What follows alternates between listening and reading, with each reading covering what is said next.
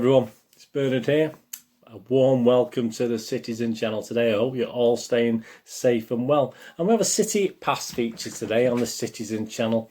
And it's 2 dates. I mean, there's a bit of a gap. There's a clue on the screen there. It's unusual, actually. I've only just noticed as I sat down to do this. The guy on the front there, you'll get a better view of him in a while when I get to that game. But yeah, it's two dates. We're going to look at the 4th of October 1975 and the 29th of November 2011. I mean, the more astute amongst you, or the older guys, might have realised the significance of those 2 dates. Because on their own, they're not very significant, are they? But in the world of Manchester City, they were quite significant, really. Please, so join me for those 2 dates, 4th of October 75 and 29th of November 2011. Please, if you're new to the channel, push that subscribe button, push the bell notifications, and make sure your notifications are set to public. Otherwise, you won't. If they're set to private, you won't get the notifications. And please, thumbs up's nice. Comments are great, but just it's great to have views, etc. But if you can just help us out with a thumbs up, I'm going to try and get between 15 and 20 at the moment. So that's the target. So if you can do that for me, that'd be absolutely fantastic. Yeah, so not significant dates, and there's 36 years in between, isn't there? And those 36 years were the time that City never achieved an away victory over Arsenal. So obviously it dates back to 4th of October 1975, and then the next one we got was 29th of November 2011. So that's 1,140,998,400 seconds approximately, and 19,016,640 minutes. I'm just looking at the figures now. It's sending me a loopy. 316,944 hours. 13,206 days. Almost as many as United have not won the Premier title, isn't it, as I'm recording this? Yeah, so we've got to remember those 2 games. So let's have a look. 4th of October 1975. Yeah, there you go. 4th of October 1975. I was, what, 16? I was 16. I was working at the CWS in Manchester, and I was getting to a lot of games then. So yeah, the 4th of October, it's a very memorable game, because as I said, even then it was nice to get a win at Arsenal. It was a very rare thing. And a strong City squad was expected to do well again. The cracks on and off the pitch were a couple of seasons away, weren't they? And although only finished in 8th that season, the 75-76 season, we would put a major trophy back in the cabinet, wouldn't we, with the League Cup beating Newcastle in the March, was it end of February, March 1976. And we did obviously come close to a title before the decade's end as well. So, but the little cracks were showing, obviously, in the team in the mid-70s from obviously the fantastic team we had at the end of the 60s, early 70s. But generally, though, we had a poor record at Arsenal anyway at that time. I mean, obviously, if you go back in my old history blogs, I mean, City and Arsenal were the sort of 2 preeminent teams in the early days, in the 1900s. I mean, Arsenal were the Southern Kings, and City were quite big up north, you know, one of the big teams in the early 1900s. But we'd never done overly well at Highbury. In fact, we played 56 times there. This is before this game in 1970-75. We'd only won 12, drawn 11, and we lost 33. So not the greatest record. And it'd certainly get worse before it would get better, unfortunately, even accounting for this win. We were sitting mid-table, 11th, after 10 games. Look who was at top. QPR, Queen's Park Rangers, were top of the division. And Arsenal was struggling themselves. I mean, they only sat 15th, although they did have a game in hand, and a win would put them over us above City.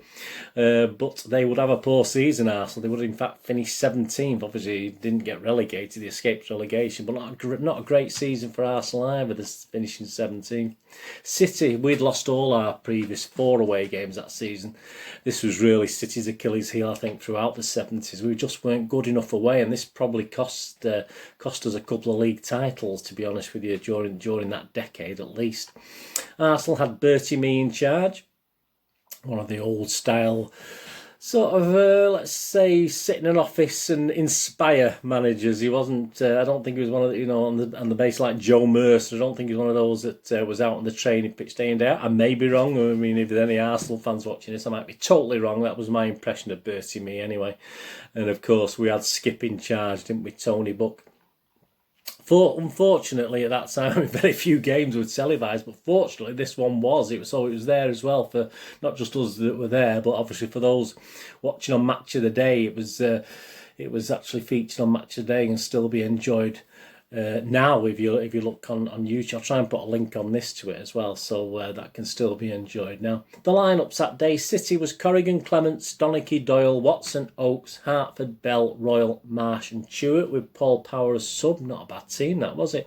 Arsenal were Rimmer, Rice, Nelson, Kelly, Simpson, O'Leary, Ball, Cropley, Stapleton, Kidd, Brady, and their sub was Rostron. So you've got Kidd and Ball there as City connections, or future City connections, obviously.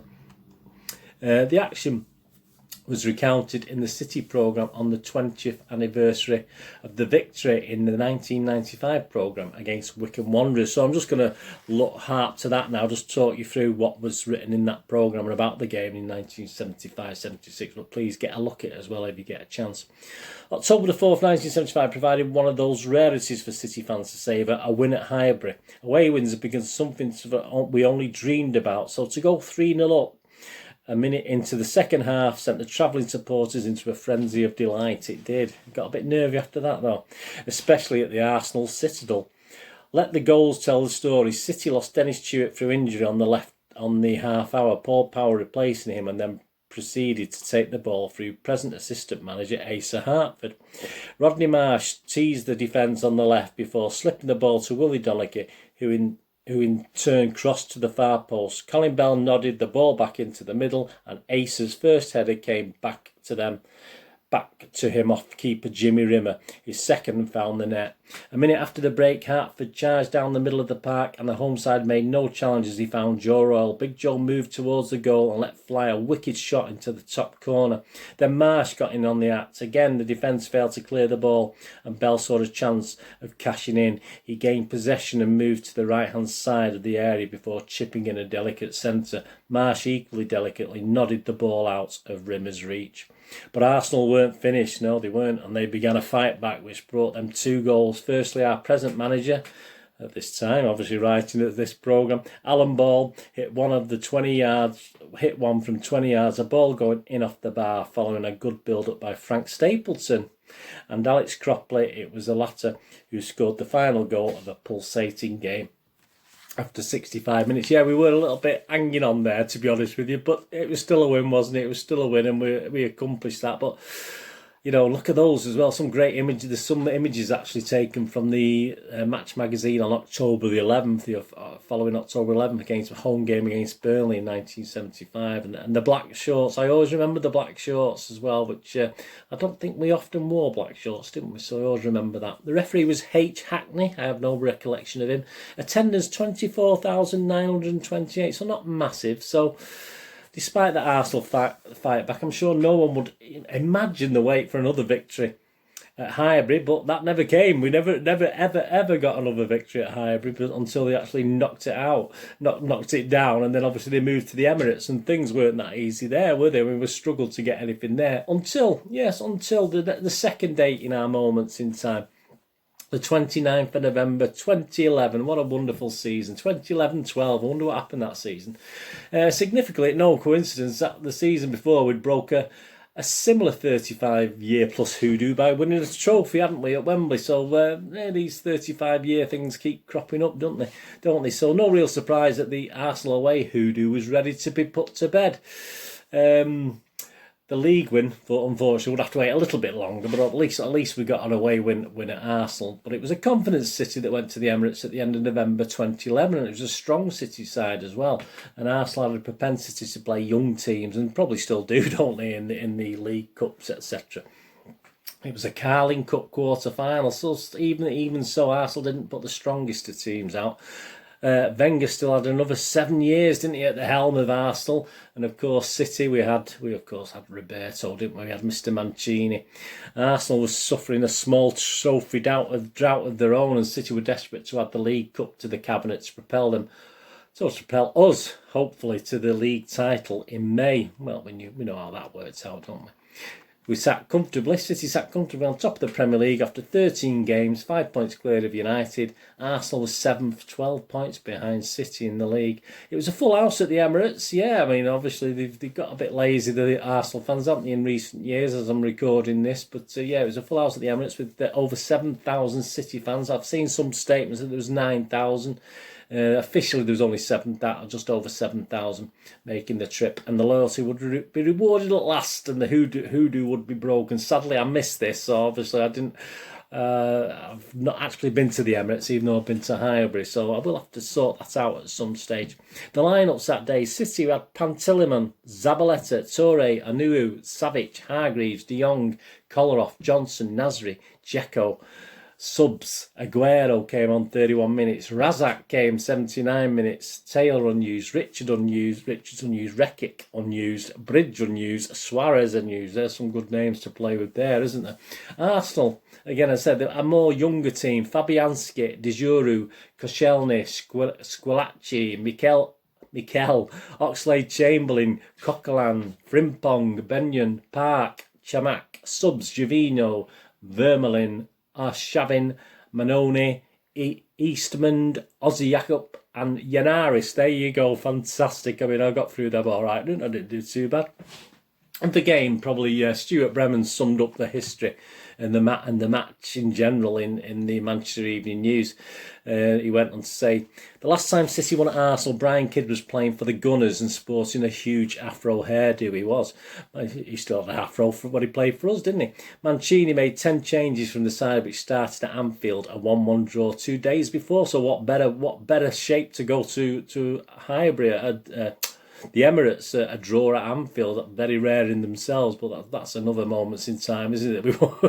But we're not going to Liverpool and Anfield, will we? 2 days before was Sami Nasri, who only played 65 minutes, making his first return to the Emirates since his £25 million move in the summer. But his side still had enough experience and quality to handle a young Gunners side. The start 11 was made up of 10 full internationals and an England under-21 defender in Nedim Anuau. Alex Kolarov was on the left of midfield. Pablo Zabaleta at left back. Nedim Anuau, with 1 game in 6 months, was recalled at right back. Owen Hargreaves in the heart of midfield, and still woefully short of match practice. The advantage City had in experience was swallowed up by a dearth of games and a lack of shape. Given that, it was no great surprise there was a disjointed look about the Blues in the first half. That was a shame because 7,000 City fans had taken the trouble to make their way to the Emirates, with Arsenal also having their big guns out. The first half became a battle of Arsenal's youthful enthusiasm against City's dogged desire not to lose. The travelling support thought they had the advantage with the first real attack of the game as Adam Johnson cut in from the left in familiar fashion and dipped a vicious shot onto the roof of the goal. The ripple of the net had some believing the ball had sneaked below the bar. It hadn't. But just as it was on Sunday, the Blues keeper became the key figure as the game evolved.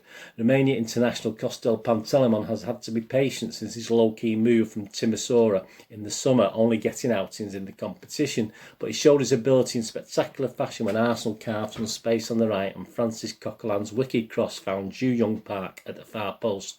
He seemed odds on to score but scuffed his shot. He was still heading goalwards, but the 6'8" keeper, going to his right, flung himself back to his left to push the ball as far as Stefan Savic, who smuggled it to safety. It was a stunning save, but there was more to come as the enterprising Gunners showed the kind of determination which means they're not lost at home in the League Cup since 2004. This time it was their latest rising star, Alex Oxlade-Chamberlain, who fashioned a shooting chance and let fly with a wicked dipping bender from 25 yards. Pantilimon needed all his gargantuan height to stretch and tip the shot over the bar. It was clear the Gunners were getting on top while too many of City's counter-attacks were half-hearted and unsupported. Not afraid to make early changes when something isn't working, he wasn't. Mancini hauled off Kolarov and replaced him with Sergio Aguero. That instantly gave City a perky look up front, and the first action of the first half, Edin Dzeko almost killed a shot inside Lucas Fabianski's post. But Arsenal was soon back at it, and suddenly Pantilimon didn't look so assured, flapping away one stinging drive from Chamberlain and then diving to punch clear across as City was starting to reel. Much of the second half had been about calm resistance to Arsenal's attacking efforts, but when City fashioned a rare chance, Dzeko got on the Zabaleta's cross and headed tamely wide. The big Bosnian is an unpredictable character, however. Playing with his back to goal, he had fluffed the and fudged his way through the game until he chased a loose ball on the edge of his own box from an Arsenal corner with 7 minutes left. Suddenly these long legs were carrying him downfield and he picked out Johnson's smart run. The winger, also anonymous for long spells, swivelled and nudged the ball beautifully for Aguero, and the little Argentine finished with typical precision. There we go. And a hoodoo was banished. We got the win. Great memory. I watched that on TV. I do remember being up for that one, even though it's a quarter-final of the League Cup. Fantastic. Attendance 60,028.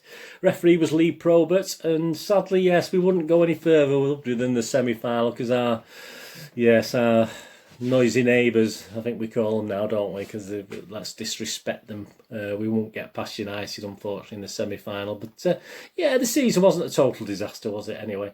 So after 13,206 days, City had again beaten Arsenal away from home. Okay, it was a weakened Arsenal team, but you can only beat, as they say, what's put out in front of you. We will go on to do well in seasons after as well, even up to now. And another away ground hoodoo had at last been banished. Strange enough, along with recently with Old Trafford. Obviously, we've gone there and done quite well recently as well. Let's hope we can do the same at another ground just down the East Lancs in another moments in time very soon. Let's get that hoodoo out of the way. So yeah, that was memories. I say the picture there, did you recognise who it was? I don't need to tell you, do I? Obviously, he's a manager now, isn't he? He's doing okay. He's doing okay, the lad. Doing all right. Yeah, anyway, thanks for joining me, please, for this Moments in Time, looking at 4th of October 1975, a 3-2 win for Manchester City that stage, and the 29th of November 2011, a 1-0 win for Manchester City. 2 victories for City at Arsenal that were far, far too long apart, weren't they? Right, please check my links on screen. If you follow or friend me on Facebook and Twitter, I do check every couple of days and follow and friend everyone back. If you can check out my day job, my little website, moviegamenostalgia.com, for old rare DVDs, movie posters from the 90s and 2000s and board games. That would be absolutely fantastic. And of course, I do my little, if you check the playlist, I do film, TV, drama reviews and vlogs and information vlogs and even odd quizzes as well. So if you're into your films and TV, please check that out. And obviously, if you know anyone else who might be interested, please push them my way and get them subbed up and get them watching. That'll be absolutely fantastic. So there you go. Thanks for joining me for this Moments in Time. What are we going to do with the rest of the day? Have a great one. Look after yourselves, look after your friends, look after your family. More importantly, let's all look after each other. And until we meet again, please stay safe, Blues. Bird is saying goodbye for now. Come on, City.